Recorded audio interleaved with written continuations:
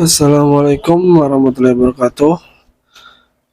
Di sini saya mau menceritakan tentang pasien saya yang kemarin itu yang rumahnya itu mengalami dikerjain sama seseorang saingan dagang dia.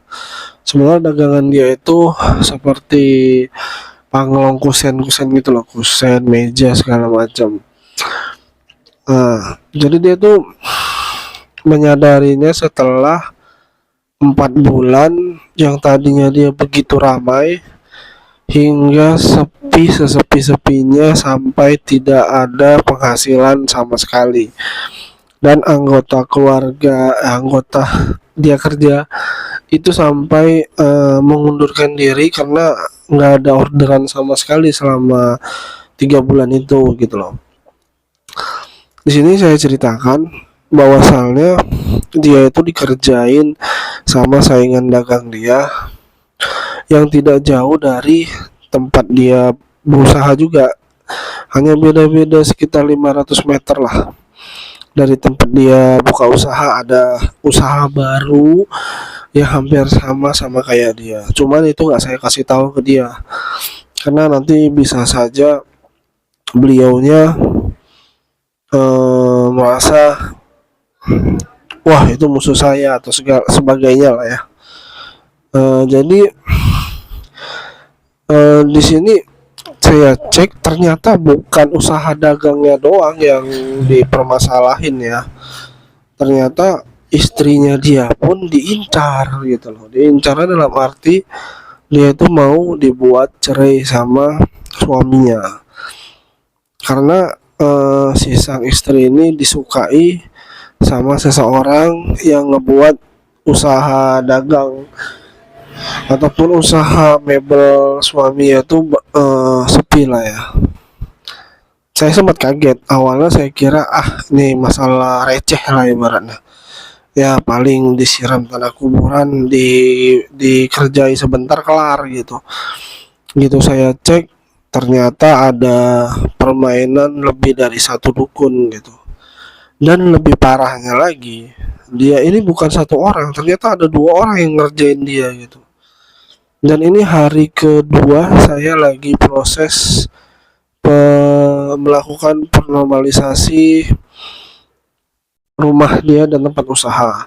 Cuman kemarin malam saya kerjain dari jarak jauh, lumayan jauh lah ya, Jakarta Sumatera ya kan. Itu sang istri karena digunai-gunai juga, sudah saya kasih air doa, itu sudah mengalami muntah-muntah sama sakit perut hebat kata dia gitu. Saya bilang ya udah itu tidak apa-apa, nggak masalah kok mas, itu paling nggak nyampe subuh paling udah kelar. Soalnya saya ngebuang kan apa yang dimasukin sama apa namanya kiriman dari seseorang yang dikirim ke ibu tersebut gitu. Ya kalau di sini ngebilang santet emang ada atau tidak, buktiin gitu. Ya terserah, ini ya terserah pandangan kalian ya, mau percaya atau tidak. Yang jelas santet itu ada gitu loh. Ya kalau orang mau minta dikirimi santet, ya minta aja sama orang yang apa namanya, ya dukun jahat lah ya saya bilang. Kalau saya mah hanya sekedar menolong sebagai kemanusiaan.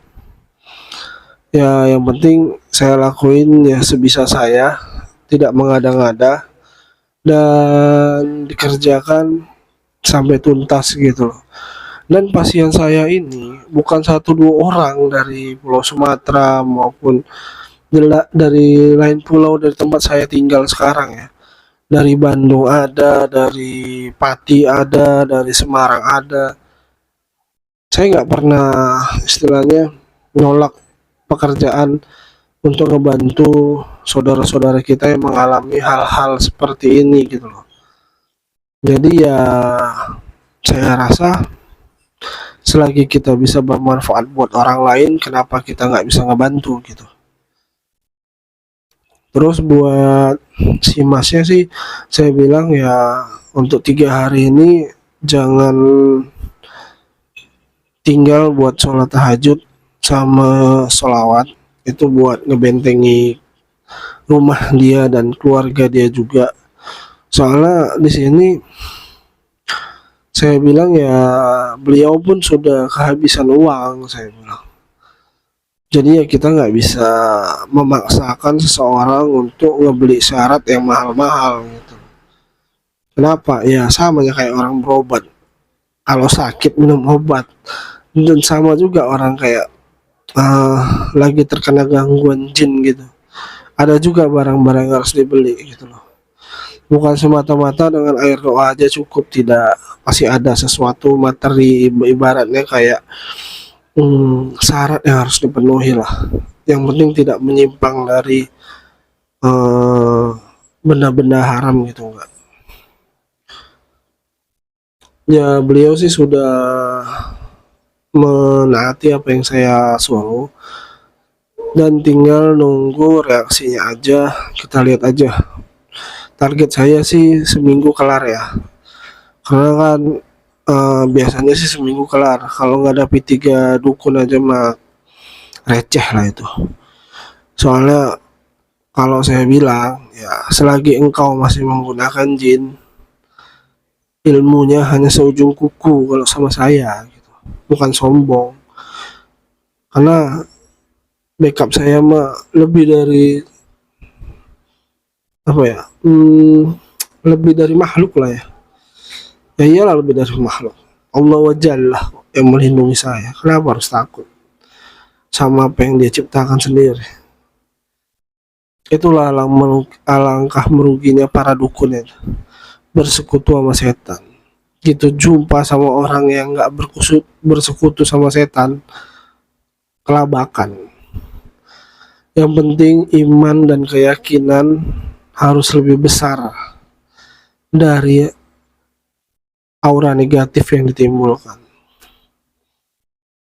Ya itu saja sih. Nanti kita lihat lagi progres si abang itu tadi. Ini untuk buat update aja. Kalau untuk pembayaran sih saya seikhlasnya. Saya nggak matok tarif.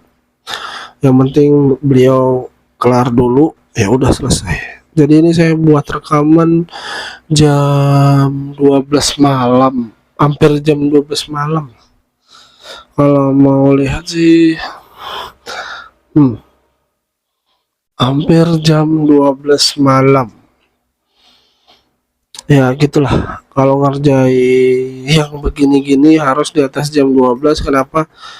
Biar sholatnya tidak diganggu, jadi lebih enak jikirannya. Soalnya kita punya bocil, jadi agak repot kalau untuk dibawa jam 12, karena mereka kan baru tidur jam 10-an gitu. Takutnya nanti jam 10 ke jam 11 itu masih mewek-mewek minta susu dan segala macam yang harus dibantu. Jadi baru bisa kita kerjakan di jam 12 malam. Oke, sekian dulu update dari saya. Yakin dan percayalah, Allah itu segalanya bagi kita. Bukan yang bersekutu itu lebih kuat dari apapun. Oke, assalamualaikum.